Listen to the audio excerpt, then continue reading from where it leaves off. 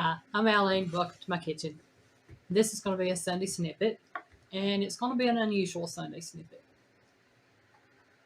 I had promised some people in one of my live streams that I would do a video about my battle with cancer and tell a little bit about it and what led up to it and where I am today.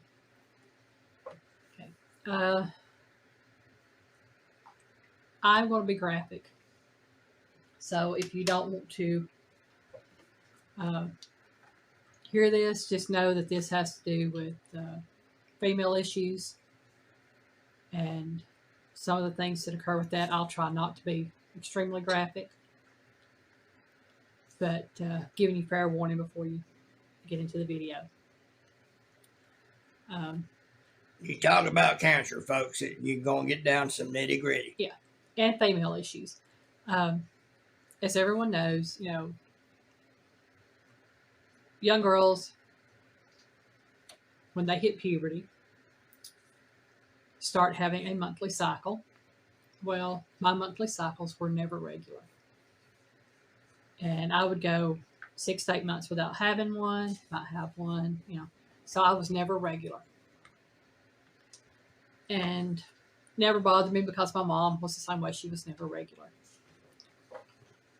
And I grew up going through all of that, and it got to the point that, it didn't bother me. Like I said, I kind of never knew what was going to happen. My mom passed away in 2010, and a little while after she passed away in February of 2010, and I want to say roughly between July and August of 2010, I started having, it might have been before that actually, I started having some very bad female issues in the fact that I would be on my monthly for 28 days. This is going from having no monthlies for months on end to all of a sudden being constantly on my monthly. And no one could tell me why. So I lived with it. I thought, well, it is what it is. And from 2010 until 2012, I dealt with that. And over that period of time, I lost 100 pounds. And the reason for that was the simple fact that I was eating less. I was drinking a lot of water. I wasn't drinking any sodas or anything like that. And I went from close to 300 pounds down to right at 200 pounds. And again, this whole time having these issues. And I dealt with that all the way through until 2013. And I want to say in April 2013, I went to my doctor and I had a colposcopy done. Not a colonoscopy, but a colposcopy. And a colposcopy is very much like a pap test in the way that they do it, but it's different in the fact that they actually take a biopsy from inside your cervix area. And I had that done in April of 2013 to find out what was causing my problems. And the doctors had told me that it was probably premenopause, perimenopause. They were coming up with all sorts of things of what it could be. And then they did that colposcopy, and I got a letter back in the mail, I want to say the first part of June. And they told me that I had HPV and some other things going on. And I'm sorry, I did not think that that was what it was. And I was right. It was not HPV, and it was not the other things that they'd said it was. I want to say, I was looking at my calendar back from 2013. I looked it up on the computer. And I want to say it was either Thursday, June the 13th, 2013, or June the 20th. I know it was on a Thursday, and I know it was one of those 2 days, the 13th or the 20th. I came home from work and I was in a lot of pain. And I'm going to say it was the 20th because it's closer to the end of the month. But where I worked at, we got truck deliveries every Thursday, and I came home and I was having some severe pain in my right side. And I thought I had pulled a muscle. So I took some pain over the counter pain relievers, and I went took me a hot shower, and I went to bed. And I got up the next morning to go to work, and I was in extreme pain. My right side it just felt like somebody was stabbing me over and over again. But I couldn't get a hold of anybody to come in. So I went on into work and waited until someone got there. And so I was there from probably about 5:30 that morning until about 9. And I did what I could at work, making sure that, we weren't behind on anything. And when my relief person got there, I came home and Piggy took me to the emergency room. And I got to the emergency room and explained what my symptoms were and what I was going through and about my monthlies and how they had been cycled through. Because at that point in time, I did good if I was off of my monthly for 2 or 3 days at a time. The rest of the time, I was constantly on them. And I was, with my monthly, I was passing clots and things. And, it was not a good situation. So letting them know at the hospital what was going on and about the pain in my side, they did a CAT scan. And then the nurse came into the emergency room where I was at and told me that the gynecologist that was on call would be there to discuss the results of my CAT scan with me. Well, she got there. Her name is Dr. Woods. Very wonderful gynecologist, OBGYN, gynecologist, whatever. I know she does all of that. And she is an excellent doctor. And she explained to me that they had found an 18-centimeter mass on in my right side. And that I would have to have a hysterectomy. And that she could do the hysterectomy, but because of the mass, she wanted to refer me to an oncologist.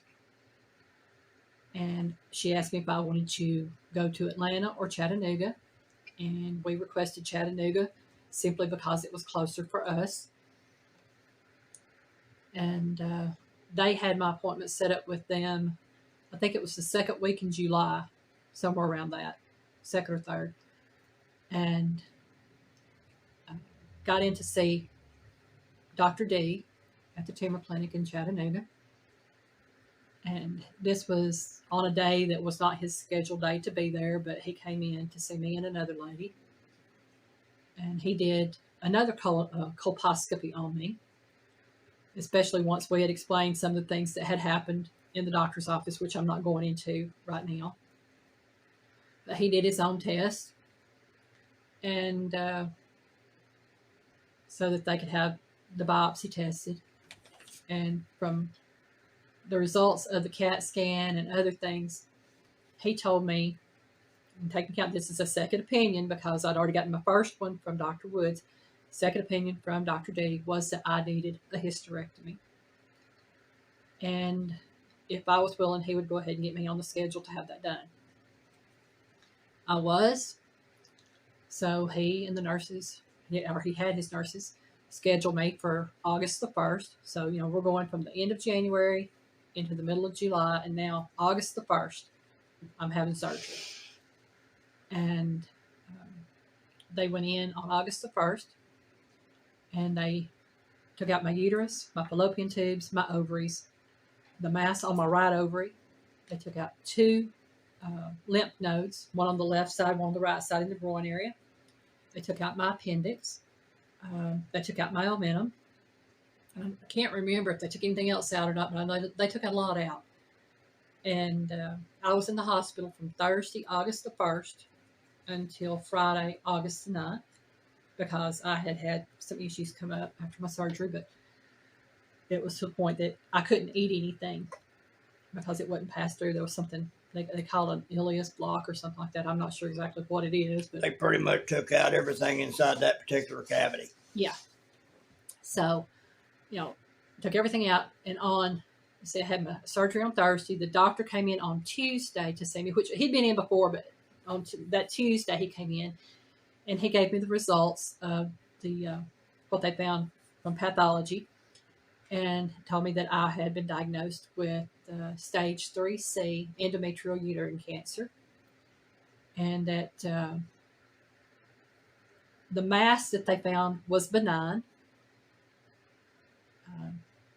My left ovary was benign. The right lymph node was benign. My appendix and the omentum were benign.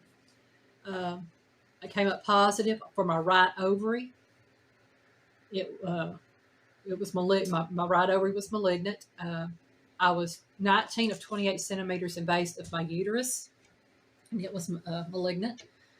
And my left lymph node that they took out, 2 of the 5 biopsies they did on it came back malignant. And so they set me up to have a port put in, and I have my port put in right here, and it's gone now. But they put my port in. They set me up for 6 sessions of chemotherapy. I did 3, and then I had my radiation, which was 28 days of radiation. Then I had my other 3 chemo sessions. And what they did with the chemo is they did the first chemo and they waited, I think it was 3 weeks. Then I had another chemo and waited 3 weeks and had another chemo. And then a little while after I started my radiation, and then when my radiation ended, it was about 2 to 3 weeks later, I did my 4th chemo, and then 3 weeks later I did my 5th, and then 3 weeks later I did my 6th. And in March of 2014, I was declared cancer-free. And all of this is because, like I said, I was having a lot of female issues. And they said that the type of cancer I had is considered atypical for my age. It is a cancer that normally presents in older women, ages, mid to late 60s to early to mid 70s and older. It's just something that it happened. I have to give God the glory for bringing me through it. And my thing to everybody out there is, if you have something going wrong or going on with your body, and you have a doctor, a nurse, anybody telling you that what you're experiencing is something other than what you're experiencing, or if you know in your heart that what they're saying is wrong, that there's more to it, get a second opinion. Go to a different doctor. I was willing to let it ride because, I'm one of these that I don't like going to doctors to begin with, but sometimes you have to. And when you do, it's best to go to the ones that know what they're doing. So like I said, if you know you've got problems, if you've got issues, and they're telling you, oh, it's just this, oh, it's just that, and they're not really giving you any answers, request them to send you to someone else for a second opinion, or else get on the phone and start calling specialists. If you're having female problems, find a gynecologist in your area that you can go see and talk to them. If you're just going to an internist, don't get me wrong, they're good. But if you're having female problems and experiencing female problems, the best thing you can do is go to a gynecologist. Find cancer support groups and talk to folks about the doctors they've experienced and see which ones talk about how good their doctor was. Right, yeah. And if your doctor, if it's something to where the gynecologist wants to recommend that you go to see an oncologist, that might be the best thing to do, That's what Dr. Woods did. She was competent to do the hysterectomy, but she said that she didn't feel confident enough to deal with the mass that she had on there, and preferred that Alyne seek an oncologist. Right.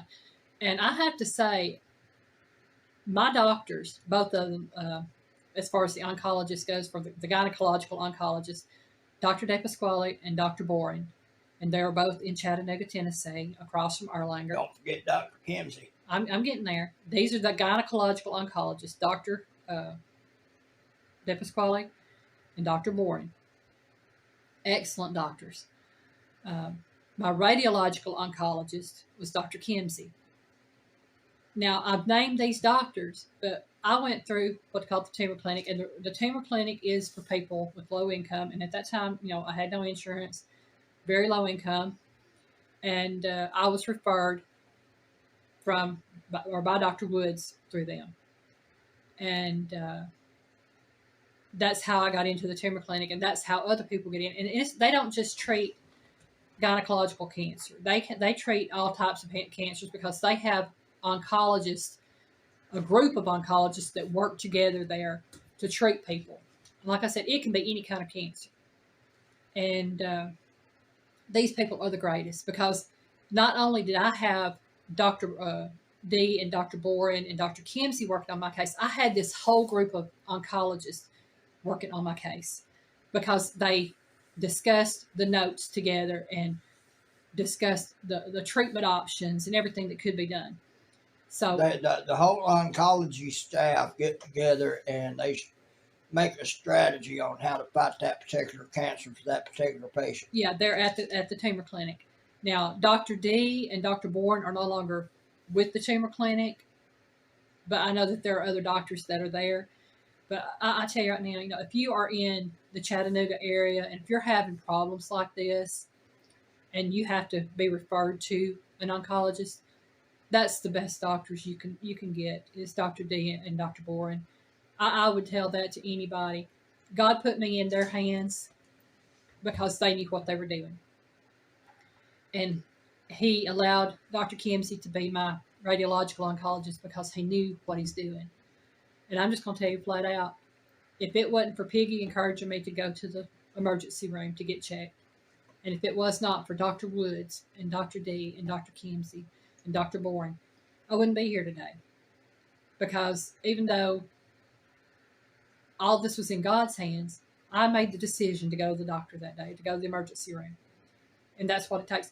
Because if I had said, no, I'm just going to ride out the pain, I'm not going. She wouldn't be sitting here talking to y'all. I wouldn't be here today. So, sometimes you have to listen to that little voice in your heart that says, you got to go. You got to go. Whether you got the money or not, whether you can afford it or not, sometimes you have to go. And, I just wanted to share this little story with you. This happened in 2013. Like I said, I was declared cancer-free in 2014. And, I'm going to live my life. This is something that I'm doing here. And yeah, I know my little Sunday snippet is long, and I apologize for that. But just wanted to give y'all a little bit of my backstory on that. Because even though I've shared my story out when I was going through it, I shared it on Facebook at that time. I documented everything that was going on Facebook at that time, and I've lost all that because I closed that account down and started a new one. And I am just so thankful that I have friends and family that love me enough and are thankful enough that I'm still here. And I'm thankful that I have all of you who care enough to watch my videos. And if you haven't ever liked any of my other videos, I hope you can give me a thumbs up on this one. Because this is what it's about. This is overcoming and being a survivor. And if you have any questions, please don't hesitate to put them in comments, and I will do my best to answer them. And I know this isn't an upbeat video or anything like that, but it's me sharing who I am. I am a cancer survivor. It's about being a fighter. That's it. I am a fighter. I am a warrior. I am a cancer survivor. And I am going to live my life each day. Even if it's just sitting in my recliner and watching YouTubes, I'm going to enjoy every day of my life. So, thank y'all for watching my video. And whether you liked it or not, at least maybe it's helped one person. So, y'all have a good day. Bye, y'all.